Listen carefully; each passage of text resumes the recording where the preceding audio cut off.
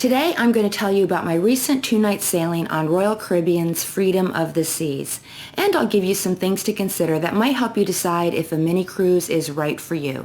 If that sounds interesting, please keep watching.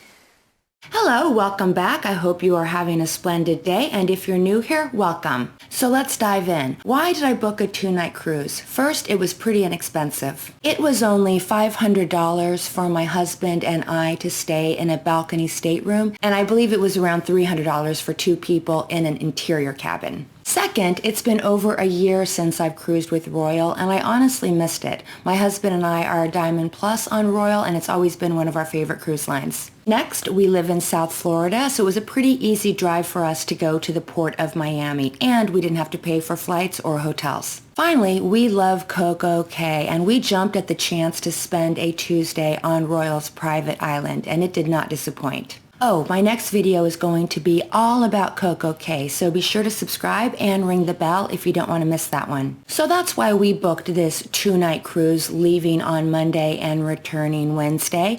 And we talked to some of the other passengers, and their reasons were similar. A lot of the passengers were Floridians looking for a cheap, quick getaway. But we also met a lot of passengers who combined the 2-night cruise with a 2 or 3 night stay in Miami or Fort Lauderdale. So let's talk about the cruise. We were given a boarding time of 1 p.m., so we arrived right on time. When you're only on the ship for 2 nights, you want to start your vacation as soon as possible. We dropped our luggage off at our cabin and headed straight to the Windjammer buffet for lunch.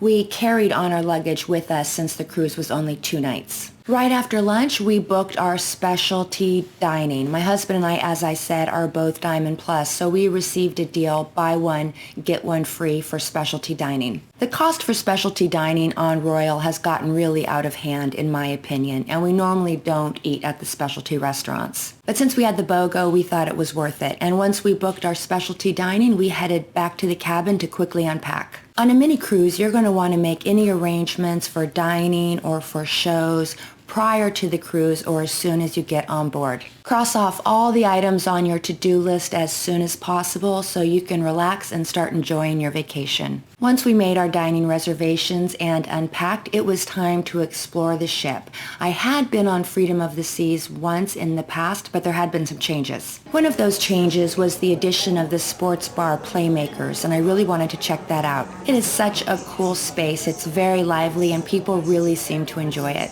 Of course, we explored the promenade, and then we headed up to the pool deck, and wow, it was really crowded with lots and lots of kids. This cruise again was Monday to Wednesday, so I wasn't sure how many children would be on board, but there were a lot of them. It was like cruising in 2019 all over again. It was pretty crowded. I heard that the ship was at 75% capacity, but it seemed full to me. We decided to head over to the adult pool area and enjoy a DOTD, and the solarium was a lot less crowded. On a 2-night cruise, you want to make the most of every second that you are on board, so if you decide to check your luggage, make sure that you carry on your swimsuit and sunscreen and stuff like that with you if you want to enjoy the pools. After a cocktail, my husband and I played a round or 2 of mini golf, and then we hung out on the deck for sail away before heading back to our cabin to relax and get ready for dinner. That night we ate at Giovanni's, the Italian restaurant. I believe the cost to dine at Giovanni's was $45 per person, but we had the buy one get one deal. I thought the restaurant was really pretty and the food and service were great. We started off with the garlic rolls, and then we had the burrata, and then my husband ordered the lasagna for dinner, and I had a pizza. It was a great meal. After dinner, we went to listen to piano music at the Schooner bar. We spent both nights of the cruise at the Schooner bar after dinner. And after a few cocktails, we stopped by Sorrento's for yet more pizza before heading to bed. But hey, we were on vacation. The next day was Cococay, and it was a perfect day. We had perfect weather. We spent the morning at the beach and the afternoon at the Oasis pool, and we had a really, really lovely day. Again, my next video is going to be all about Cococay, so keep an eye out for it. When we got back on board, we had a quick bite at Johnny Rockets. The cover charge for Johnny Rockets is $15 per person. I don't really think it's worth it, but we were craving the fries and onion rings, so we gave in. Then it was time for a nap before dinner. That night we dined at Chops, and it was okay. It wasn't as good as it has been in the past. The shrimp cocktail was very good. The mushroom soup was a little too salty, and my husband said his steak was just okay.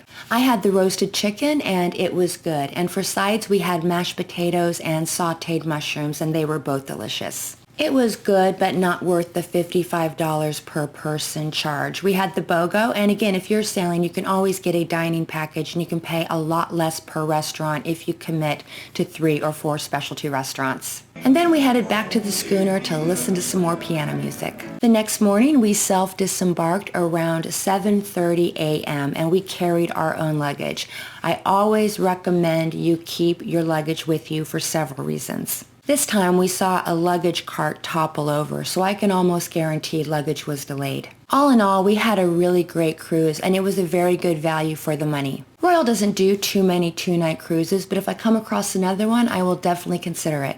Have you ever taken a mini cruise? If so, leave a comment below because I would love to hear your thoughts. And that's all I have for you today. I hope you liked this video and found it informative. If you did, please give it a big thumbs up, and I'd also like to invite you to subscribe to my channel. I put out fresh content regularly, and I would absolutely love it if you would join my traveling party. If you'd like to talk cruising with me just a little bit longer, I have picked out 2 videos at the end that I think you might like. The top video is all about how to plan the perfect girls or guys or couples cruise vacation. And the bottom video is 10 unique and useful things that you might want to bring on your next cruise. Until next time, I hope you have happy and safe travels. I appreciate you and thank you so much for watching. Bye!